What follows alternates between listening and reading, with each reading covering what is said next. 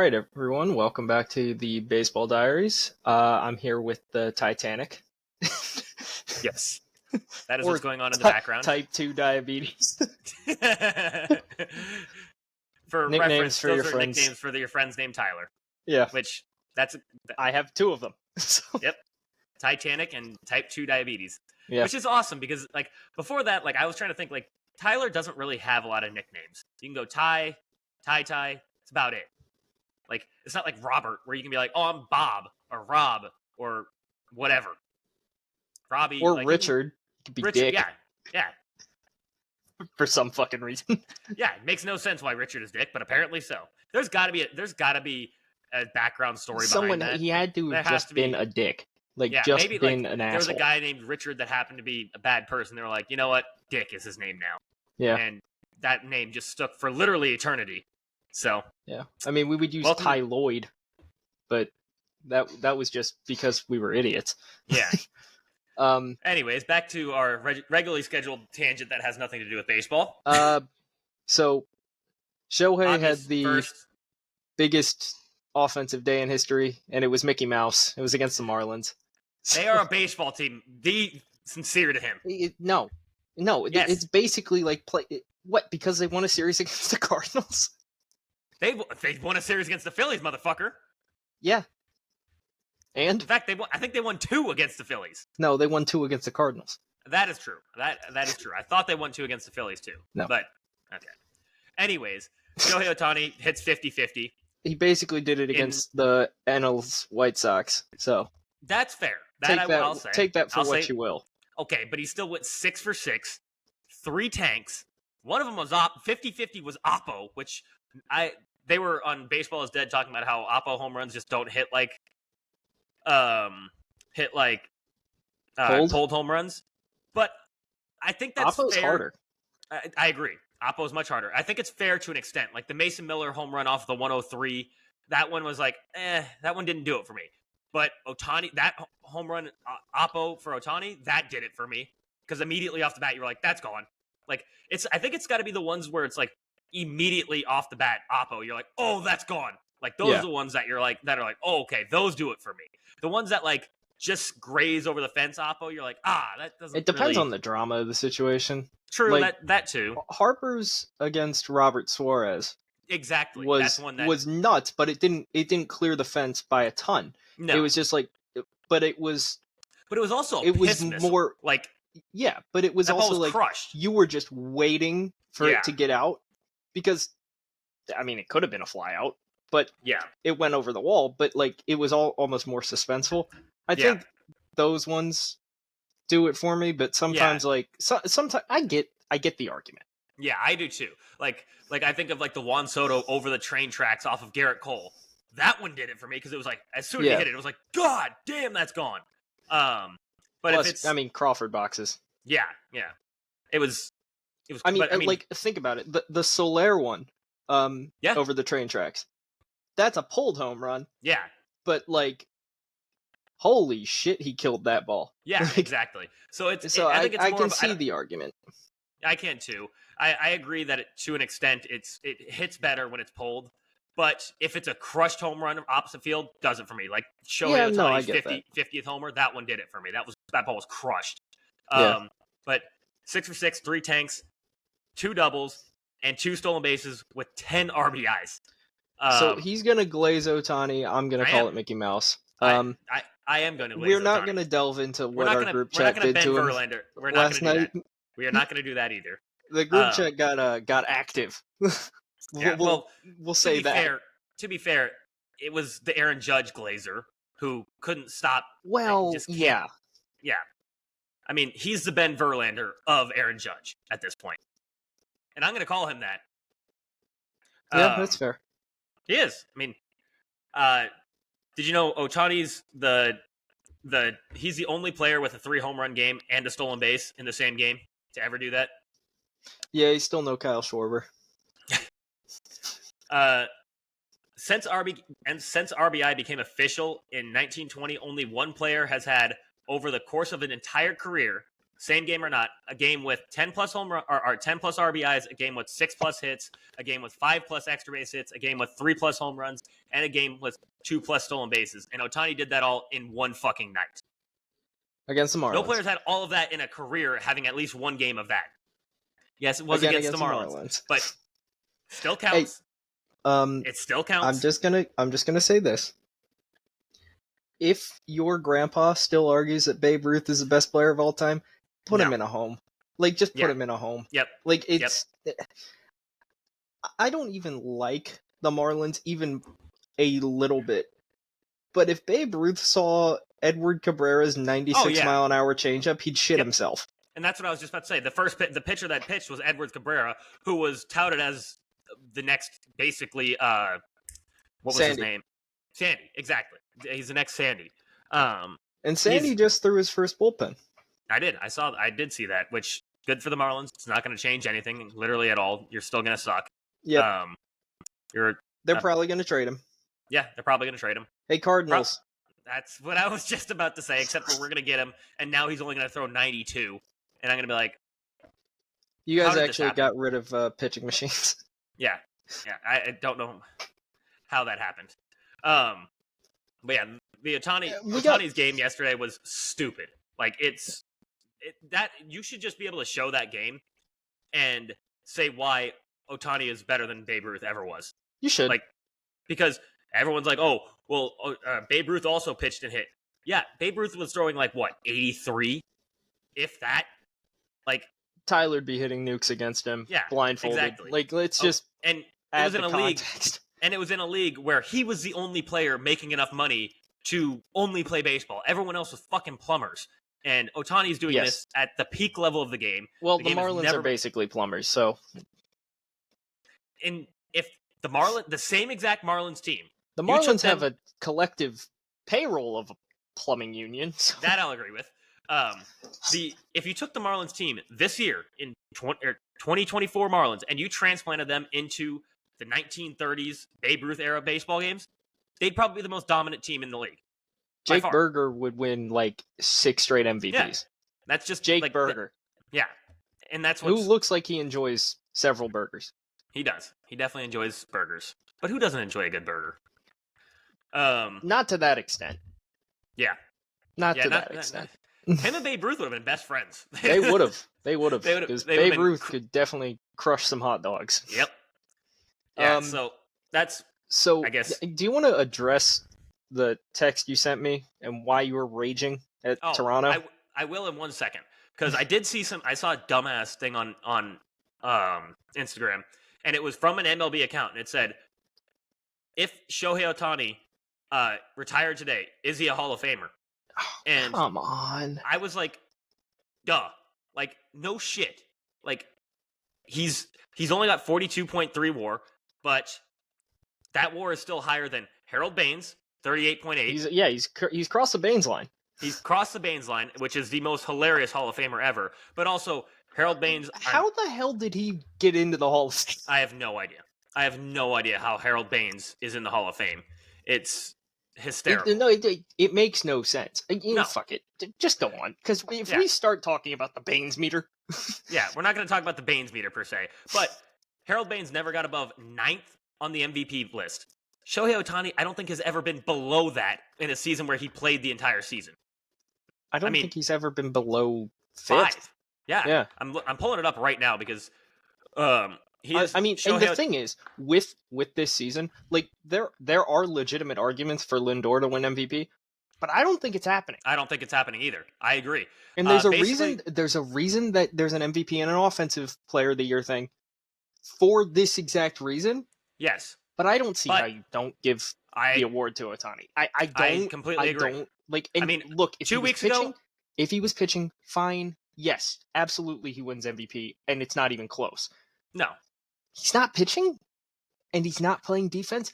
I get the argument. I don't think it's happening, though. No, I agree. And I think it's just because he's done so much offensively this year that you can't deny him. You cannot deny what he has done this year. I mean, he's got over a 1.0 OPS. He's got a 181 OPS plus, and this is as of this actually does have his 51 home runs on here on or Baseball Reference. He's got the most total bases in the entire MLB. He's leading National League in OPS, slugging percentage, RBIs, home runs, and he's second in stolen bases. He's also leading in runs, plate appearances. So it's like he's doing it on everything offensively he can possibly do. He's doing it. He's getting you home runs. He's getting you stolen bases. He's walking. He's getting you batting average. He's even got a 294 batting average. So it's you know how furious he's going to be in the playoffs when both Freddie and Mookie just start pissing down their legs. He's going to be furious. It's just going to be Ohtani. It's just going to be him. Tanks. Yeah. Except in the playoffs, when that's happening, I'd just be like, all right. Yeah. Oh, exactly. Fuck you. Which I'm shocked that I'll pitch to Max Muncy. Yeah, exactly. I'll take that any day of the week over Ohtani, who's just already 2 outs on absolute massacre. And like we were discussing before the podcast, Ohtani is a 51-51 right now. There's still I looked it up. There's 9 games left in the Dodgers season. 6 of those games. Take a guess who they're against. Well, they're still playing the Marlins now. No, they just finished the Marlins. They just finished the Marlins series? Yep. I'd venture to guess one of them's the Rockies. 2 of them are the Rockies. 1 at home, 1 away. So 6 games left against the Rockies. So it's not crazy to think that he's going to be above the 55-55. I would put him. I'd say he could probably get 60 stolen bases. Yeah, I think he could definitely get 60 stolen bases. At Coors, he could hit a home run every game, realistically. So, I mean, that's going to put... So, I mean, let's say he does hit a home run every game. That makes it interesting. So, I don't think he gets 60. That puts him at 54. 60. That puts him at 54 if he hit a home run every day at Coors. That's still 6 games he has to play. And I'm saying he probably hits at least 3 more. Yeah, he's going to get close. 50, I don't think he gets 60. No, I don't think he does either. I just that would be insane if he got to 60. He'd have to homer every single game to do it. It's likely not going to happen. Very likely not going to happen. But there is a realm where that does happen. Like, yeah, absolutely. If he goes on an absolute tear, it could happen. Especially for what he just fucking did yesterday. Like, man, it's crazy to think that. Like you said before, Ronald Acuna is 40-70, completely forgotten about.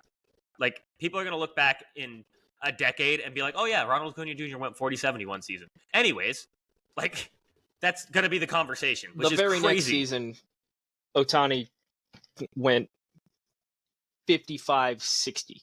Like, yeah. And you're just going to be like, how the fuck did that happen? And that's why, before this all occurred, I was very much on the I would give Lindor the MVP, but at this point, and Ohtani you can't. I don't think you can. I don't think. I mean, he's just done so much offensively that even though he isn't playing any defense, he still has 7.8 B WAR. He's gonna have over an 8 WAR season. Just hit it. Yeah, just hit it. Like, which is nuts. It's insane. Like, I don't know what the highest WAR in a single season by a DH is. I'm gonna look it up because it's gonna be him. Like, it has to be. But like, how much higher is he than the next DH? Like, he's probably bettering himself at this point. Well, the only issue is every other season, pretty much he's been playing at least 2-way. Yeah. Who we comparing? I'm thinking Schwarber? Edgar Martinez. Like, I'm thinking the next highest DH is going to be Edgar Martinez, and that's an insane DH. He's also he's in the Hall, right? Yes, Edgar. I think so. I'm pretty sure he's in the Hall. Okay, so DH. Oh yeah, I should have thought of this before. Anyways, I'm looking. Hold on. Yes, he's in the Hall of Fame. Well, I wasn't looking that up. I was looking up. Well, no, I was just making sure. Oh my god, he played third. Okay, well. There's a reason he was DHing. Yeah. He played third? Yeah, he played third. Well, his positions listed are designated hitter and third baseman. What did he do at third? He played third in the minor leagues, is what he did. How many times did he actually play third base? Let's find out. This is giving me. Oh my God, he didn't field any of his last 3 years, but he played the field from 87 to 2001. That's actually shocking, honestly. So it's Shohei Ohtani by a lot already. Well, that's not surprising. So the guess next how many season, stolen bases Edgar Martinez had his entire career? This is gonna make you laugh. 100. Way lower. Wait, in his career? Oh, that's why I was looking at I was looking at 50. You're close. It's 49. Oh my God. His entire career, 49 stolen bases. And Ohtani's already passed stole that in his one season. In one season. And not only that, he did the same thing. So I'm looking at it right now. Shohei Ohtani's 7.8 WAR is the most by a DH that spent at least 90% of games at DH by 0.8 wins above replacement already. The next closest is Edgar Martinez. In 1995, he had a 7 WAR season where he had 121 runs, 113 RBIs, only 29 tanks. Huh. Yeah. Yeah. So I looked up Edgar's fielding game log for 2001. He played one singular game. That makes sense. And it was at first base. It was not at third. So, Edgar, it's crazy to think that you took pitching away from Shohei Ohtani, and he decided that he's not only going to be the best DH, he's going to be the best DH of the year. He's going to be the best DH ever in a season. It's crazy. No, that's really not that crazy. It is in my opinion, because Edgar Martinez is known as the greatest DH ever. He is. Yeah. This. While this should be this should be surprising to a casual fan, anyone that watches baseball will be this is a likely thing for him to do. It is, but it's just crazy because I was when Ohtani came to the United States, I was not an Ohtani hater, but a Ohtani skeptic. We got plenty of Ohtani haters. We got plenty of those. I was never one of those. I was definitely a skeptic because I wasn't sure how he would translate, especially hitting. I was not thinking his hitting was going to translate very well. I thought his hitting was going. I thought I gave it within 3 years he's going to only be a pitcher, honestly. And you were skeptical. Good God, was I wrong? I mean, yes, I was. You were very, very, wrong. very wrong. I just did not think that I thought his batting stance in Japan was not going to transfer to the United States, and I was right on that because he did have to change his stance completely. But he was able to make that adjustment very quickly and then became the best player this world has possibly ever fucking seen. It's insane. Again, Dodgers do not pitch him this year. I don't care if he says he can pitch. Do not do that. Bad idea. They're dumb enough to do it. They are. But don't do it. They're going to. Now moving on to my text rampage that I got an all caps text from this guy. Yep. Saying in the middle of a game. Behavior. So the Say No to Walks crew has sent me for boots on the ground to Dallas to try to get some potential interviews. That's not actually what happened, but we'll say that's what happens. We'll say that's what happened. Say No to Walks sent me on their dime. On their dime. I mean, it is technically on their dime because I'm part of it, so it's on their dime. Yeah, you can expense it. Yeah. I don't think I'm going to be able to have it as a tax write-off, but, Someone sponsor us so we can expense things. Yeah. Kevin Gausman was throwing a no-no going into the 6th inning, and I was already out of beer and out of brat. And how many pitches was he on? 58. 58? 58 pitches. And then what happened? And then they yanked him, and I was very upset. I did not move from my seat because I saw what was going on, and I was like, I'm not superstitious, but I am a little stitious. I'm not moving. If I move, this is going to be me ruining the no-hitter. And I moved once I pulled him because I was like, combined no-hitter, fuck that. My beer's worth more than a combined no-hitter. Combined no-nos don't count. No, not at all.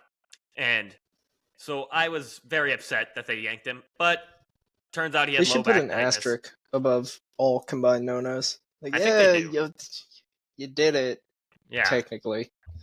But I found out that he had low back tightness, and I retract my statements. That's because you have low back tightness as well. I do actually. That's actually true. Old ass fucking man. Look, man. All I'm saying is I got long hair just like Kevin Gausman. I have low back tightness. We've never been in a room together. Well, we've been in a stadium together, but there's no photo. No one's seen you in the same room. There's no photo proof of that. So maybe I am Kevin Gausman, sneaking around. If you are Kevin Gausman, our following should be much larger. That is true. That is very true. So yeah, Kevin Gausman exits the game with low back tightness. What does this mean? For him, that sucks. For the Blue Jays, literally nothing. Quite literally, not a damn thing. Like they're a baseball team. These were two teams just playing baseball for fun at this point. Yeah. That's literally what it was. They were just like, fuck it. We got a game to play. It's on the schedule. I guess we got to do it. Adolis Garcia took a break from his jump roping to be there. So and he was telling the other outfielders his techniques. I still think that was a hilarious text I sent to you. I saw it. I was like, damn. I cannot unsee that video. It's playing funny. in my head right now, unfortunately. I know. It's so hilarious. Anyways, if you haven't on to the next news and notes. Just look look up who was it? What was the Twitter user's name? Kyle Tucker something? Kyle Tucker might be dead. Yes, that's Twitter user Kyle Tucker might be dead. He's not now. He's not. That's also part of the news and notes. That's part of the news and notes. Kyle Tucker is alive. He's alive, and he's back. He's back. And also, he's fucking on fire, by the way. I don't know if you've looked at what he's been doing. I haven't checked, but he's being Kyle Tucker. Well, okay. Well, see, the likely thing for him to do. Yeah. But at the same time, he was dead for 4 months. So. Yeah. He was dead for 4 months, came back, is already hitting 344 with like a 944 OPS. So likely thing for him to do. Yeah, just plug and play. So, AL West is over. Astros, you can take it. Yeah. Yep. I mean, it like you said yesterday, the Mariners. If you're doing a 9-for-9 challenge with the Mariners, it's like you're dead probably by inning number 5. Well, because you're just gonna have to be like, all right, just give me 5 beers and 5 burgers right now, because these innings are going by within 3 minutes. Like I'm gonna need it, and you're also call an ambulance. Yeah, call an ambulance because my stomach is probably gonna explode with how fast I'm gonna have to eat these hot dogs. I'm basically gonna be Joey Chestnut. It's just gonna, except for instead of water in the cup, it's beer. And I'm just like. Yeah. It's like you can't even admire a pitch. It's like George Kirby throws a 99-mile-an-hour fastball. You're like, I have to say, clip that portion of both of us just chugging this. Throwing them back. Pause. What are they doing? No Diddy. Yeah, no Diddy. None of us have baby oil. So. No baby oil is in this room. There's no baby oil in this room. After that, next news and note, just to prove we're not crazy. The Tigers. They're here. They're finally here. It took them all season, but they're here. They're here. They are officially tied with the Twins for the last wild card slot. So, look. We weren't wrong. We were not crazy. We weren't wrong. The one thing I think if it fucking happens, I want them to win first round so you can get home games at Comerica. Because that would be sick. Yes. That would be sick. Well, and I don't think it's out of the realm that they take the second wild card spot. Am I wrong? Because I don't think they're far back from that. I don't think it's out of the realm. It would have to be only 2 games. In fact, I think it's so. Yeah, they're 2 games back of the second wild card slot. That is not out of the realm. They could get home games at Comerica. Because who has second wild card? The Royals. Oh, the Royals. Yeah, they could take it. That's what I'm saying. Yeah. They could take it from they could take that from the Royals. Yeah. And the Royals play right now. They're playing San Fran, then they're playing the Nationals, and then they play the Braves. So that's not an easy schedule for sure. It's not incredibly difficult, but it's not easy. The Tigers have a stretch against Baltimore this weekend, and which would be harder normally, but right now it's not. Yeah, exactly. It's not hard. Then they play the Rays, not a hard series, and then the White Sox. They could take that. They could take that. They could definitely take that second. They got 9 games left. I think honestly for the Tigers right now, they could They could win 7 of those games. I could see them minimum going 6-3 in that 9-game stretch. That's what I'm saying. Like, and the Royals, I could see. The Royals could also go 6-3, but they also could go 3-6. Like, if they play against Chris Sale, they're losing one.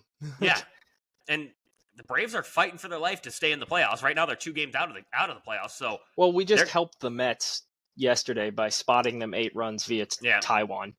Yeah, can we fire him into the fucking sun at this point? Like, honestly, eat the money, launch him into the sun, repurpose Saturn V, and just send Taiwan Walker directly into the sun.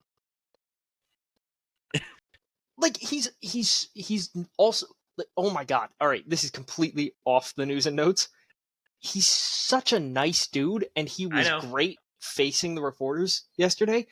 And yeah, clearly it's taking a toll on him. But bro, you suck. Like, I'm sorry. Like, I like you as a person, but you suck as a pitcher. Like, you are awful. That is fair. That is a fair statement. Launching him into the sun might not be fair. But I'll agree that he's not a good pitcher. Well, okay, we're going to have to burn the money. So launch all the money into the sun. That's fine. That's fair. His family probably needs him. So. Oh, and actually, I went through that last news and note without even doing it. Look at that. Smooth transition. Very smooth transition. Atlanta's two games out of the playoffs, so like I said, they're going to be fighting for their life to get in. Because I don't think they can sell to the fans that they shouldn't be in the playoffs because... no, I actually just... They cannot. No. A Twitter account by the name of Nakahoma Nation, which was the Braves' original mascot, incredibly racist, so, like, fits the Braves very well. The Braves are 2.5 games better with 9 to play than they were at the same point in 2021. They're bringing that back, apparently. The 2021 Braves versus the 2024 Braves. Yes, they're not. No. The 2021 team went 8-9 over the 2021 last 9 games. Braves I'm were reading this tweet word for word, by the way. Like, this is funny, and you're gonna laugh, but we're getting to that. They went 8-1 over those last 9 games. Despite the narrative by godless Democrats on this site, anything can happen under Brian Snitker's Christian leadership. What the fuck? I was with you I'm not gonna lie, you had me in the first half. Like, I was like, okay, this realistically could happen. Godless Democrat. What the fuck? Where are you going with this? Christian leadership of Brian Snitker. Ooh, actually, it's gonna get interesting for them because they play the Marlins this weekend, and then they play the Mets for the second to last series, and then, as I said, they play the Royals. It's gonna get real interesting in that. I wouldn't race. count out a fight there in that Mets series. I agree. I would bet on bench clearings, and I mean multiple. Yeah, it's gonna get interesting. It's gonna get spicy. The NL East is getting spicy. Well, I think this is kind of it was weird because it felt like just like 4 weeks ago. The wild card races are over. We're done. Especially in the AL. The AL, we were like, all right, that's set. That's all set in stone. And then the Tigers decided to become the best team in baseball. Yeah, the Tigers were just like, by the way, we're here. And they were talking about trading away Tariq Skubal at the deadline, and now he's going to win a Cy Young in Detroit. Well, and it's not even just the Tigers. The Mariners are only 2 games back too. So it's going to get weird. That wild card race. Could you imagine the fallout in Kansas City if the Mariners snatched the last wild card spot? Honestly, or the Twins. Like the Twins, I wouldn't be shocked. Okay, the Twins being knocked out would be more par for the course. I'm going to disagree because last year they won the division and they won their first. No, I'm saying based on this year, not last year. Like, I'll agree with you if you're completely discounting last year, this year the Twins falling out of the wild card would be completely expected. The only thing that none of us banked on was the Guardians learning how to hit a baseball. And just being one of the best teams in all of baseball. Like, despite having one of the worst pitching staffs in all of baseball, which makes no sense. Yeah, because if you ever told me, what is the Guardians' worst attribute in any season ever, it's in my existence as a baseball fan, there is not one season where I'd go, their starting pitching was bad. There's no way. I would never think that. And this year we have to say that because I think their best starter has like a 2.83. Yeah, it's No, he's got a 3. It's like a 3.5, 3.02 or something like that. No, it's like 3. It's like 3.5. Jesus Christ! It's we just went over it last episode, so we don't have to dive back into that. Yeah. But like, you would expect the Guardians to have 2 starters with sub 3s. Yep. Minimum, and then probably their 5th starter has like at a 3.7. I'm gonna rehash this. I'm gonna rehash this because it still makes me sad. Could you imagine what this Guardians team would be if Shane Bieber had not gotten hurt with the start that he was having this season? They would be. I wouldn't even doubt that they would have the best record in baseball. They would be. Oh my god! I mean, like when Shane Bieber got hurt, that literally hurt my soul this year. Like, I literally near cried on the podcast. I did, because it was so bad. I was like, no, we're getting 2020 Shane Bieber. And then, nope. And then it was just, hello, darkness, my old friend, for like 2 days. You've been hiding in a closet, sipping ayahuasca with Aaron Rodgers. That's not slander. That actually happened. Yeah, that actually did happen. Well, I mean, I wasn't with him, but yeah. Have you ever been photographed in the same room with Aaron Rodgers? while on ayahuasca? No. That could be the clip too. Oh my god. I think we gotta propagate that we are actually funny. If you listen to these episodes, you will get laughs out of it. You will get giggles. You will get some giggles. In fact, most at least of what it is. Yes. There's a lot of tomfoolery that happens here. There's a lot of tomfoolery. If you want tomfoolery at the function, we will be there. I mean, you literally said you wanted to launch Taiwan Walker into the sun. I think on like at least 15 episodes of this podcast. At least. He's made 15 starts, so likely thing for me to Yeah, like it's been, I think, every episode. Yep. After that, on news and notes, we'll get back to it. The Orioles have DFA'd Craig Kimbrell. Finally. I told you this was going to happen. Finally. And finally, by you, I mean Orioles fans. Yes. They're defending him for no reason. It's like, they were defending him? Oh, yeah. They have some people that were on Twitter, like, arguing with Phillies fans, saying, just wait. Like, Phillies fans were saying, just wait. Yeah. He will kill you. It will be multiple times he's going to kill you.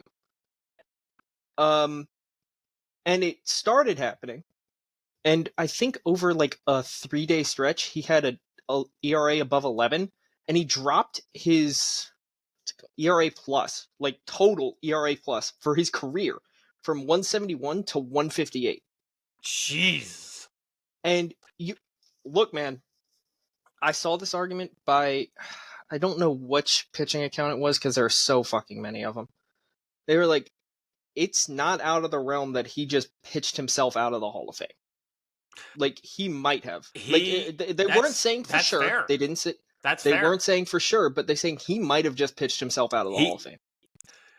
There's the argument can be had because he was such a fringe Hall of Fame candidate where it's like, okay, is he going to get in? Is he not? And his regression has been shocking. I mean, last year he had a 3.26 ERA with the Phillies and had several blown saves with them. And then this year 5.33. I mean, it's like bad. He was a fringe Hall of Famer anyway. He might have pitched himself out of it.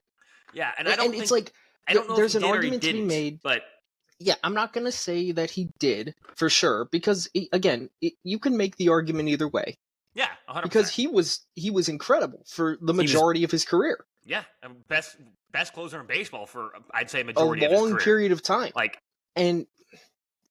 But I think he is one of those clear-cut leave the game before it leaves you kind of arguments. Yep. Because, like, dude, you used to have a 97, 98 mile an hour fastball, and now you're sitting 93. I was going to say 94. Yeah. So you're not exactly... It's like having Aaron Nola come out of the bullpen. Well, yeah. And it's like, hey, just throw as hard as you can. If you gave Aaron Nola that assignment in a playoff game... Well, and the difference is... this is what I'm saying. Aaron Nola, you give him that assignment in a playoff game, he's gonna find 96. Yeah, because he's done it multiple times, and he's only throwing one inning.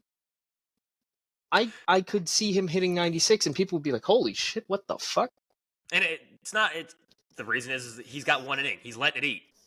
But what I would say though, the main thing is, if you're a guy who's gonna survive off that heavy fastball and only one other pitch being the slider, you're gonna need 98. It wasn't even a slider most of the time. It was it was a more like curve. It was kind of a curveball, a sweeper. Like it was in between like curveball and slider, really, because it didn't move as much horizontally to be a slider. It moved more down than most sliders, and sometimes I would see it on the pitch tracker, like during Phillies games last year. It's like sometimes it would be called a curveball, sometimes it would be called a slider, and I'm like, it's the same pitch. He's just not sure where it's going. Yeah, exactly. And if you're going to be a pitcher who only is going to be a bullpen arm that has that pitch mix, you're going to have to be sitting 97, 98. Like that's what's going to happen. Because they have to be afraid of your fastball. Got two pitches. You got two pitches. If you're a guy who's got 5 pitches, like an Aaron Nola, you can survive with the 93, 94 because you can keep him guessing. You got 5 pitches to choose from. I know Aaron Nola is pretty fastball dominant, but overall, it's also 2 different fastballs. Yeah, it is. He's 4-seam sinker. Yep, and Craig Kimbrell's only 4-seam. Yeah, I mean, I think he does technically have. Okay, I guess it's a knuckle curve. Is technically what his pitch is. And I'd say that's even generous because it doesn't drop that much. Exactly, it's not your stereotypical knuckle curve. It's not the Karinchak. Yeah, like Karinchak is a 2-pitch guy. If Karinchak had a splitter, I'd love him to death. Yeah. Yeah. But Karinchak can live off that because his fastball is 97. Yeah. And that's the thing with Kimbrel. He's also insane. So I kind of have a Karinchak's one of those like pitchers that's like fringe in the Guardians thing, but he was technically the setup guy for Class A most of the time. And he's just so funny to watch because he's literally nuts. He's completely insane. Spitting on the mound, like, oh my god, that dude is. You can just see piss and vinegar running through his fucking veins. Yeah, like him. I will always like if I ever need something to pick me up, I will watch him strike out Altuve and just start screaming to himself off the mound. Yep. While he's walking back to the dugout, and everyone in the stadium's like, "Oh my god, this guy's is he nuts." okay? Yeah. It's kind of like no, Wild he's not Thing. okay. He's kind of like Wild Thing. Exactly. Because that's what he was. And he plays for the same organization, so true. Never seen them in a room together. Maybe it's actually Charlie Sheen. Well, Charlie Sheen actually, we talked about this on the pod a long time ago. Yeah. He had a pretty good fastball. He did. He actually did have a good for fastball. An actor. Yeah, that was very good fastball. I don't remember what it was. I think it was like 89 or something like that. It was he was close to 90, and they were like at the time that was like probably good enough to be in the majors. That was in the 90s. I mean, yeah, but it wasn't in the like 90s, he's not going to be in the majors, but that was an average fastball, and you're just like, Charlie Sheen's throwing? Yeah, damn, he had no idea where it was going. That's why he's called Wild Thing. That's like if we found out Henry Cavill could throw 95, we'd be like, what the fuck? Yeah, you'd be like, what? Why? So like you're actually Superman? Okay. Yeah. Other than that, we got also Man of Steel would be a hard ass closer name. That would be a sick ass closer name. Fucking sick. Can you imagine walking out to the fucking Superman theme? That would it's fucking Henry Cavill throwing 96. That would actually be fucking awesome. Could you imagine they do the closer light shows? Yeah. And it's like this. They do the Superman logo. That would be fucking dope. Yeah. After that, we got Luis Angel Acuna has debuted, and he homered. And I know that hurts Brendan because he's got another Acuna that he has to hate. Well, the thing is, with the Mets, when they started the buying prospects thing, he was the one I was like, that one's going to pay off. The other ones, I was like, I mean, you're buying them, so like realistically, they're probably going to be okay, but they were kind of iffy on like the talent level. That. Yep. Luis Angel I was like, well, that's Acuna's cousin. He's probably going to be pretty good. Yeah. And he's already homered. He's looking like he's doing... He runs exactly like Ronald, too. He runs exactly like Ronald. And is he? Let's see if his speed is shown on. I don't know if he qualifies for speed yet. I know he doesn't qualify, but it'll have it on. Yep. Holy Fast shit! As shit. Fast as shit. He tripled against Taiwan. Holy last night. Fuck! Oh my god. Yeah, he's a problem. Yeah, he's a problem. In 19 at bats, he's hitting 421 with an 895 slug for a 1.316 OPS. I'm gonna screen share his. Jeff McNeil, you're an athletic. Yeah, you are going somewhere else. Because there's no way they're taking Lindor out of shortstop, and that's Luis Angel's primary position. But Luis Angel, yeah, he's a problem. Luis Angel, get ready to learn second base, buddy. Holy shit, he's tiny. Yeah, 5'8"? He's not a big dude. He's a short guy. He's a short king. But dude, look at he's a problem. That. I know. Oh, Fred. I'm seeing him this weekend. It's not been fun. I was not aware of his game. I'm not gonna lie. I was uncomfortably aware because I knew it was going to happen. Well, I saw his minor league stats, and I was like, okay, he looks good. I didn't think he was going to be Acuna good, Ronald Acuna good, but I wouldn't say he's going to be that good, but he's going to be a problem, and he's going to be an annoyance for a long time. It's kind of like fucking Dylan Cruz. It's like, oh, well, this is going to be annoying for like 6 years before they trade him to a contender. Yeah, the Phillies, that division's going to get interesting these next 5 years. Well, okay, so it is going to get very interesting because realistically, it will likely be 4 teams actually fighting for playoff spots. Yeah. Now, I'd say for the next 5 years, that's what it's going to be. Because the best thing for the Phillies is our minor league pitchers are actually fucking good. Like, the one thing I was thinking about last night when Taijuan Walker was being terrible on the mound again was I was like, oh, God, I'm not going to have to watch him next year because we're going to burn the contract. Because we could realistically be like, all right, Painter needs to start in AAA. But we could have McAbel be the 5th starter and just kind of like feel his way through the MLB. And honestly, I think Abel has the stuff to do that. They had to do a lot of shit with his mechanics this season. But the thing is, the guy has a 97, 98 mile an hour fastball, and like his velo throughout the season has been very consistent. So, and God, considering what Taijuan Walker throws now, which is just essentially meatball after meatball after meatball,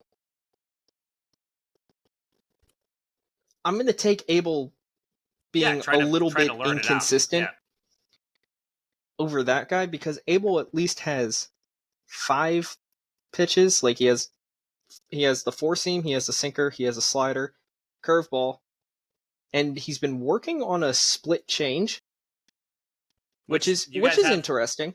Well, and not only that, but you guys have a guy in your ace that can kind of teach him the ways of the split change. And I really hope he does because if Abel just gets to Major League Camp next year and just kind of tags along with Wheeler and Painter, because Painter is like, that's going to be our next Wheeler.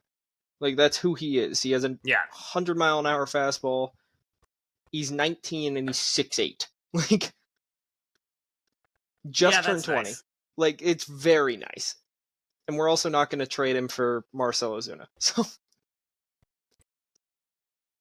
I'm making a Gallon Sandy reference there. Yeah, I know. I know what you were doing.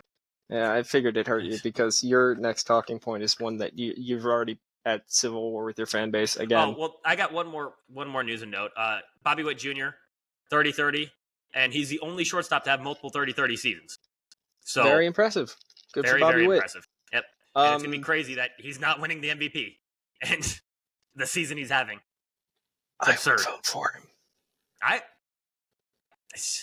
You know what? What is the wins above replacement between Witt and Judge? I think it's close. I think it's close, but I also think Witt's probably more valuable. I agree, especially defensively. Defensively, he has been, and especially because Judge has really fallen off the Also, map he has no protection. None. Nothing at all. Oh my God, is it close? So, Bobby Witt, 9.1 wins above replacement. Which Aaron is nuts. Judge, 9.9. Fuck. That's close. And Aaron Judge only has 53 home runs. He has 53 home runs. He has 53 home runs, which is crazy, but he's cooled off tremendously in the last week or so. And that hurt. Everyone was talking about him breaking the 62 record, and he's not doing that. He'd have to hit 62. He'd have to hit a home run every single game for the rest of the season. Also, that 62 bullshit they dragged us through last year was so annoying. Not last year, 2 years ago, but yes. Yep. Oh, yeah. It was 2022. Yep. That shit was so annoying. Oh, I know. Just the fuck were they doing bringing Roger Maris's child to every game? We've discussed that. It was every fucking game. I know. And I was just like, I know there's a chance, but holy shit, fuck off. Yeah. I do. Also, I'm watching what are you Monday doing night, here? I'm watching Monday Night Football, and we're going to pan to a live Aaron Judge at bat. I'm like, I don't give a fuck. If I cared, I'd be watching that. Yeah. It was because it's Roger. Not even technically the real record. No, it's not. It's the American League record, which is great, but it's not the 73 home runs that Bonds hit. So, and no one's ever going to do that again. Most likely, unless for some reason Ohtani puts his fucking mind to it, and he's like, you know what, I'm going to break the home run record. And we're just going to be like, all right, dude, let's see you do it, because apparently you fucking can. It's like, I genuinely don't. That would be the most likely candidate. I think, in terms of hitters that could actually do it, I'm thinking Ohtani. I'd go Ohtani, Judge. Ohtani. I'd be shy on Judge. I'm shy on it, but I'm saying the most likely. You could put him in there. I'd say you get a full season of Ronald Acuna Jr. I don't think so. Dog, he had all of his homers in that 40-70 season. I think he only hit 3 that were sub 425. I know, I understand, but I'm saying he has the pop to do it. He could. He's realistically got the pop to do it, but I just don't think. I don't think so. If I were to say candidates to do it that are playing currently, I would go Judge, not Soto, Judge, Ohtani. In that, I guess Ronnie would be would probably be my third option, and then it would be a steep drop to Pete Alonso, and that's a steep drop. That's that's like falling off a cliff in the middle of the Pacific. Yeah, that's what I'm saying. There's not another guy where I'd be like, okay, that guy's definitely got a chance. We're talking deepest point on Earth. There's also nobody, honestly, that I'd say has a chance. There's nobody. I mean, it's not happening. And I make the Ohtani as kind of a joke because it's it seems like anything in baseball that he puts his mind to, he can do. He can, but I don't see anyone ever breaking that. If he was ever if Ohtani was just you know what, I'm going to be the most dominant closer this baseball world has ever seen. I think he could do it. That would probably lengthen his career. Yeah. He's like, Ohtani, you know, we're not experts, closer. but hey, maybe just be a closer. That would actually be sick. Could you imagine Ohtani coming out of the pen throwing 104? We're just all right, dude. I guess. I think at that point you'd have to give him the nickname the Reaper. Not gonna lie. Whatever nickname he wants. Goat, I don't care. Anything. The Samurai?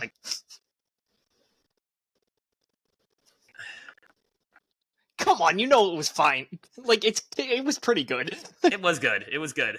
But I was also am I gonna have to fucking edit? No, I don't think so. I don't think so. All right, I guess on to the Cardinals. He couldn't really be the Reaper. That's already been given to someone else. Yes, and I hate when they repurpose fucking nicknames. When they were trying to call, oh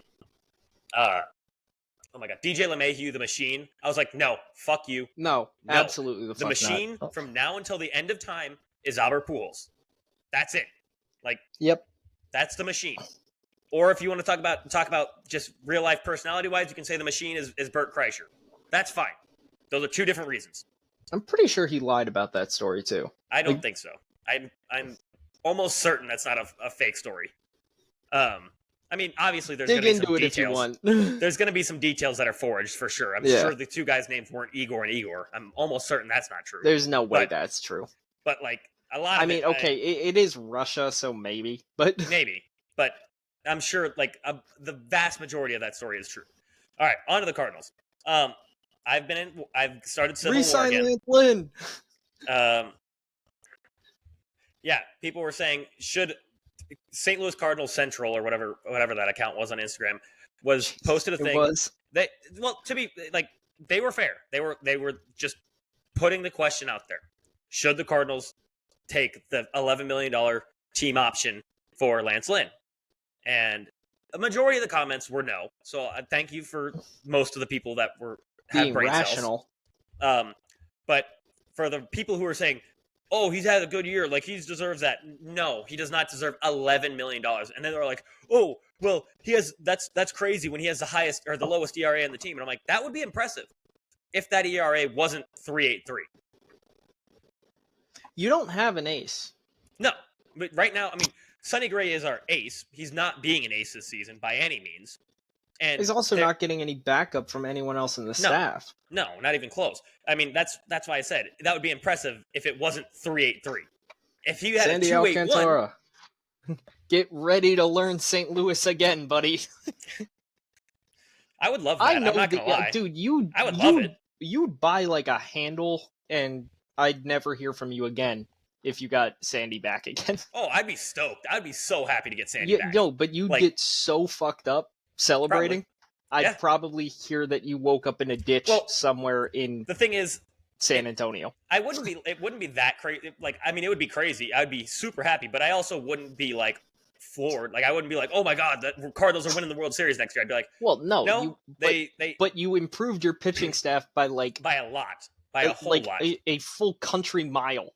Yes, because we went from having Sonny Gray and 4 number 5 starters to Sonny Gray, Sandy Alcantara, and 3 number 5 starters. So that's a little better. At that point, I think Sandy has to be your one. I'm just saying 1, 2. I don't really care who. For me, that just depends on the year because Sonny Gray can be an ace. I mean, he was Cy Young. He can be. No, he absolutely can be. He was second on the Cy Young list for last year for a reason. I just prefer having the flamethrower backed up by the guy that mixes pitches better. I agree with that. But then, could you imagine? Let's put this in perspective. Some miracle, Sandy ends up back on the Cardinals. Opening day starter, complete game shutout. I think you die. I think you just said.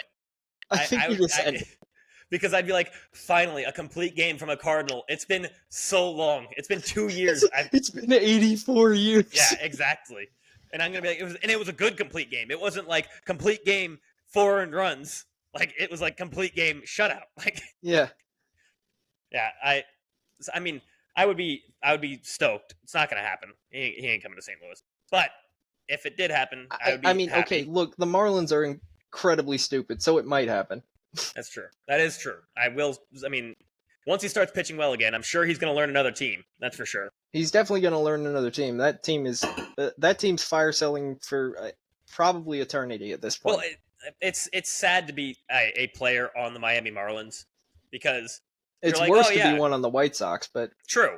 But I'm just saying it's a close second. I'm saying it's sad to be let's say a good player on the White Sox because it's like, oh sweet, we're like building this team up. We're going to be good next year. Blah blah blah, and then they are good for like 1 season. And then they're like, we're going to trade everybody. And you're like, what the fuck, man? We were good last year. We had something here. Like you look at the 2015 Miami Marlins when they had Yelich, JT, Ozuna, Giancarlo Stanton. That team was nasty. And now every single one of them's on another team.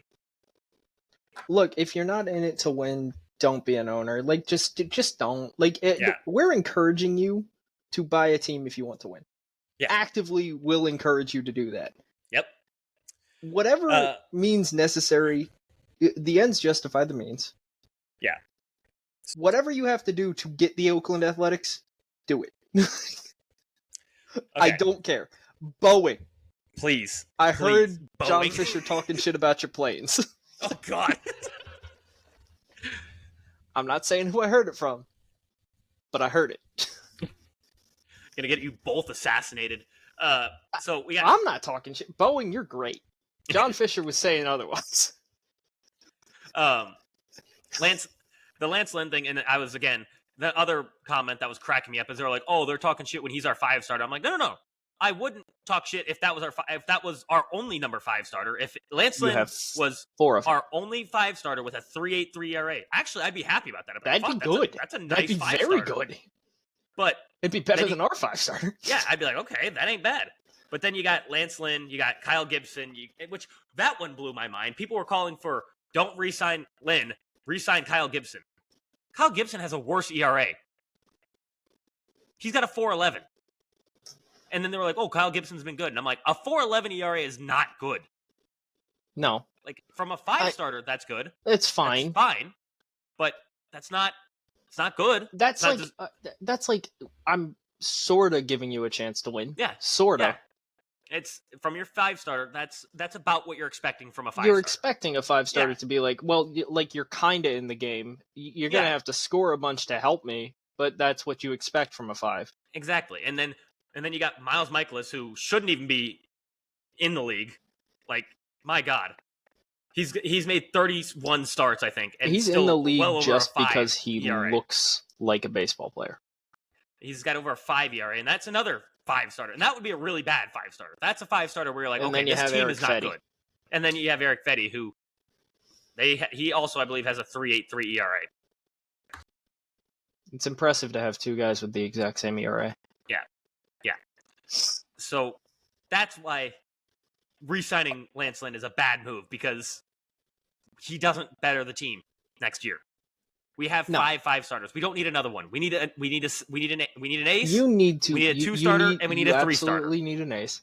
Luckily, the pitching market is actually pretty decent, so you might be able to do, if your owners pull their head out of their ass. That ain't happening. Maybe you get an ace. Who knows? Well, and this is what'll happen. They're going to do the same bullshit that they've done every single fucking year for the last decade. They're going to sign one guy. And they're going to be like, look, we did all this work to the team. And it's going to be like, okay, that's not enough. It's just not. You didn't actually do any work. Yeah.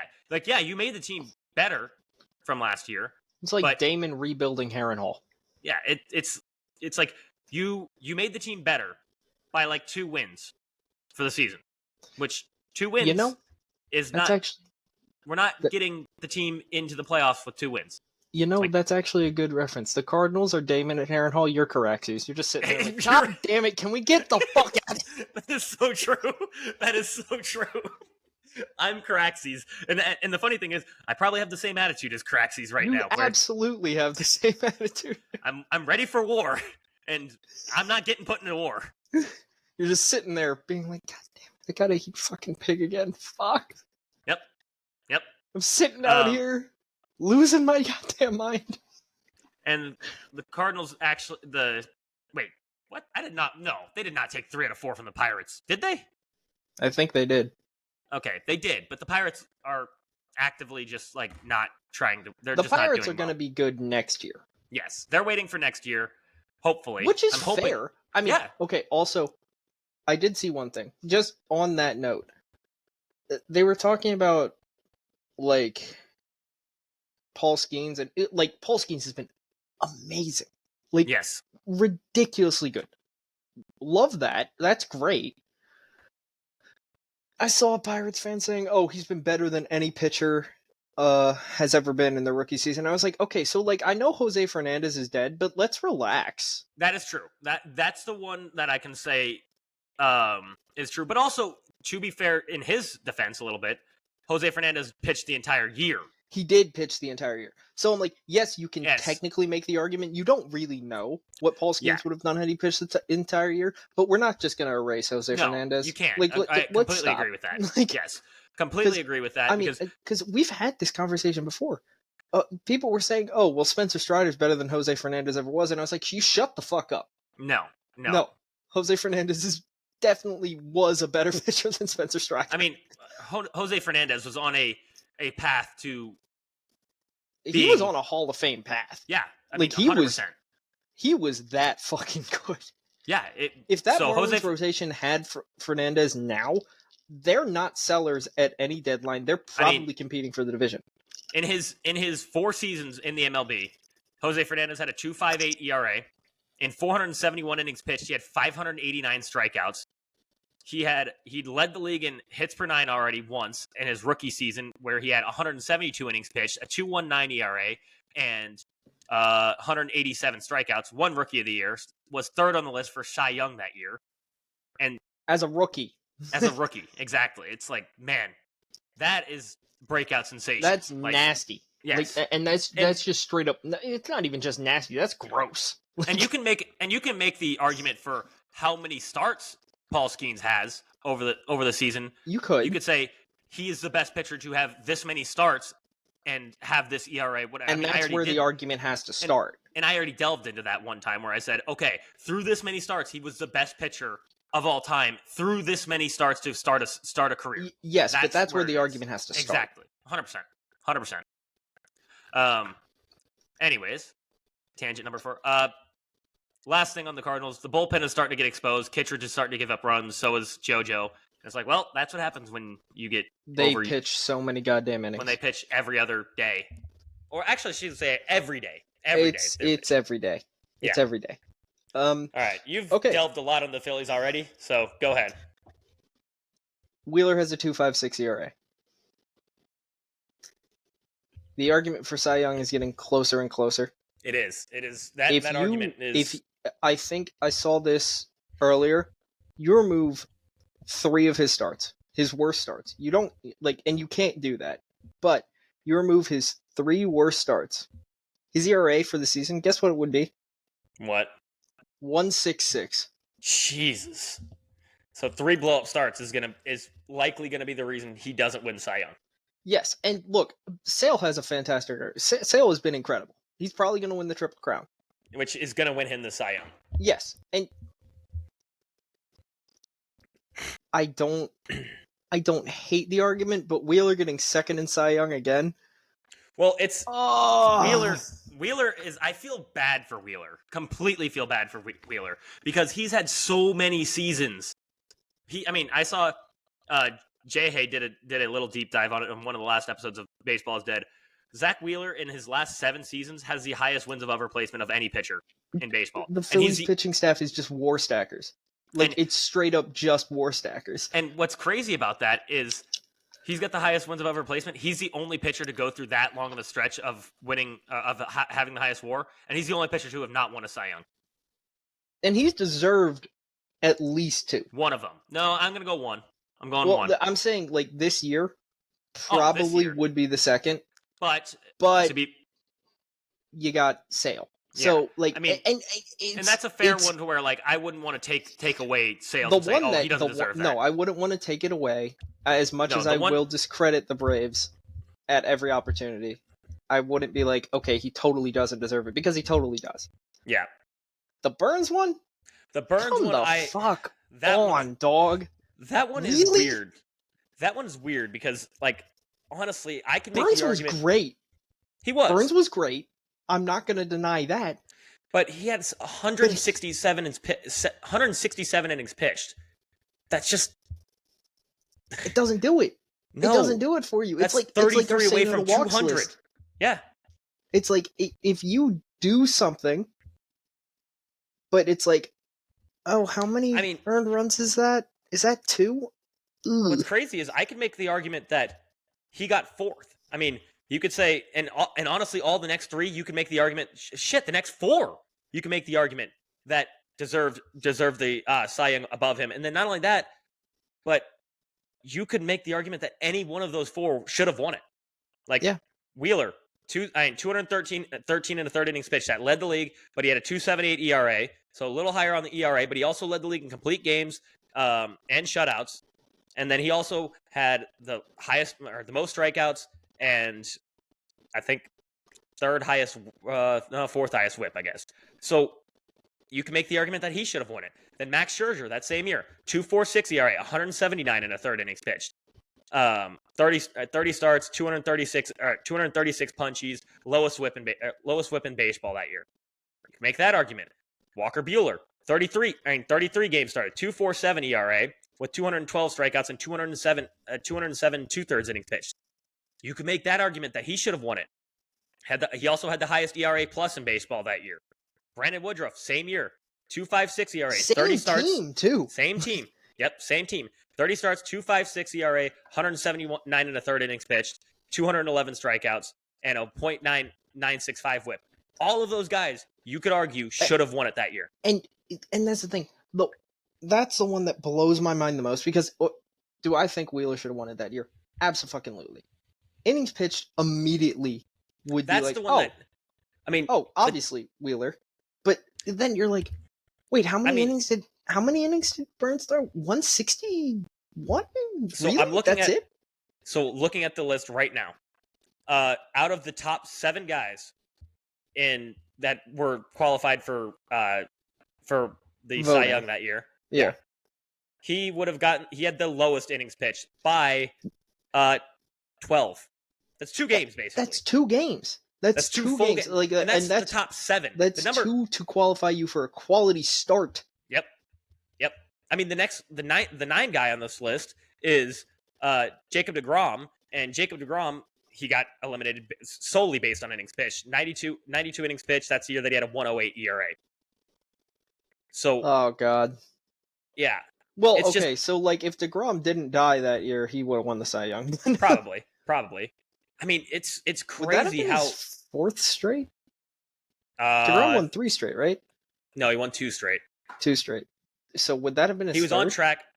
He was on track to win his 3rd, and I think that was the year that he was on track to do it. No, it's not, because 2020 is the year. The gap 2020 year. was Okay. 2020 was the year he got 3rd in Cy Young voting, and he had a 2.38 with 68 innings pitched. How the fuck did he not win it?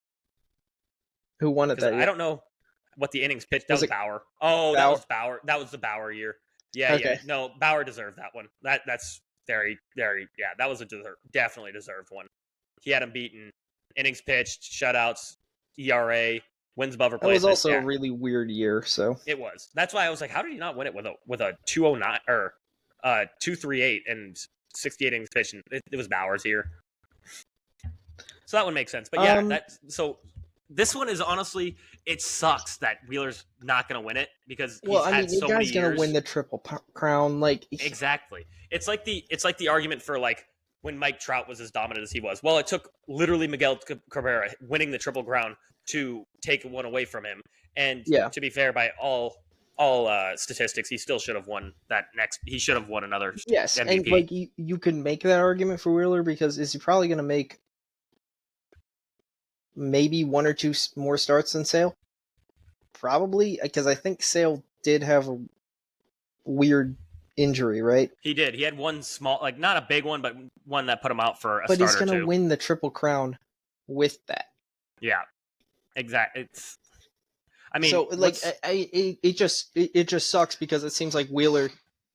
I mean, Wheeler gets the bullshit one with Burns, and this one it's like he actually he deserves it, but it sucks to see you get second knowing how good you were. Yeah, I mean, Sale this year, he's at 177 innings pitched, so he's probably not going to hit 200. Right? He's definitely not going to hit 200. He's got maybe 2 starts left, and let's say I think he probably has 2.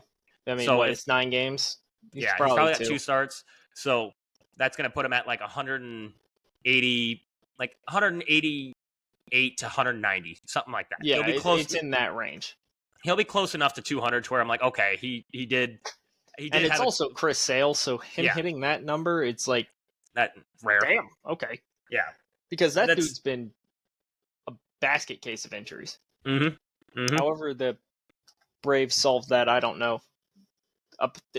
They're saying Christian leadership of Brian Snitker. I'm pretty sure it's devil worship, but yeah, and that's the only way you fix Chris Sale. Wheeler probably not going to hit 200 innings either this year. I don't think he is. He's at 186 right now. I think he also had a.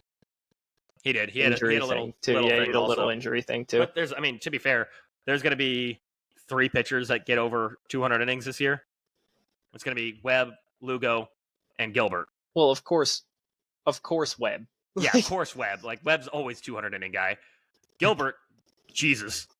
Hey, everyone that's going to Tulane this year, if you're listening to this podcast, learn Logan Gilbert, buddy. Well, he's gonna be second year arbitration, isn't he? He was a Super 2 this year. Oh, so he is gonna be arbit. Wait, yes, because I don't think they extended him.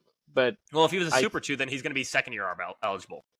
Yeah. We already went over that in one of our late night deep dives. I think we were up until like 3 a.m. talking about Logan Gilbert.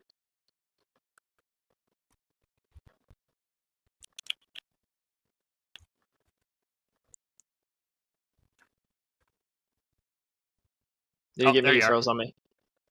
Yep, you're back now. Okay. We were up until he's ARB 2. So he's ARB 2. Okay, so don't loan Logan Gilbert. Never mind, ignore us. Because we were up until 3 a.m. talking about who's going to be the main problem this year. Yeah. Already one time. I forgot we did that. Yeah. Well, I mean, all right. We're coaching, so we kind of have to. True. Phillies. Look, we're playing the Mets. Aside from giving them batting practice, game 1, now we have Sanchez going against Peterson. Yep. And we kind of lit up Peterson last time. He has been good this year. Which is surprising because the Mets' fall through has been their pitching. You've got a 4-game series against the Mets too. Yeah, we have a 4-game against the Mets. So realistically, if we take the next 3, because I believe it's Sanchez, Sanchez. I think Wheels pitches one of these days. And I don't want to say Nola. I don't think it's Nola, but tomorrow's Suarez. Tomorrow's Suarez. Okay, so it's Sanchez, Suarez, Wheels, and then I believe. It should be looking Wheels. right now because Nola just started. Then it's Wheels. Okay, so Wheels closes out the series against his former team. If we take 2, or if we take the next 3, which is entirely possible, feasible, yeah. I mean, shit. If Taiwan didn't throw batting practice, we'd be looking at a fucking sweep. But he throws batting practice, so it's not a sweep because we spotted the Mets 8 fucking runs, and decided to score. Oh, we're losing him again. Oh, there we are. I didn't get the reconnecting. Did Taiwan really give up? Yeah, he gave up 8 earned runs. I told you. Wow. 6.91 ERA. Yeah, he's terrible. Yeah, that's not great good. person. Terrible pitcher. All right. Astros comfortably in the lead of the division. They lost a 3-game series to the Padres, but whatever. The Padres are actually looking really, really good. Team. Yeah, they're looking like they could be a dark horse run to the World Series. And you know what I hope that does? If anything, it shows to the Cardinals front office that Mike Schilt was not the problem. Well, he wasn't the problem. I know. Come on. I'm not saying that. I'm not saying Mike Schilt was a good manager, but I'm saying he was not the problem. No. The thing is that I wouldn't encourage all teams to follow the pod because their farm system sucks now. If they don't lock up everyone, they're going to be awful in a couple years. Yeah, I mean, god awful. Because their draft picks are not going to be high. No. They've traded away everyone in their farm system. Everybody. Their entire farm system is gone.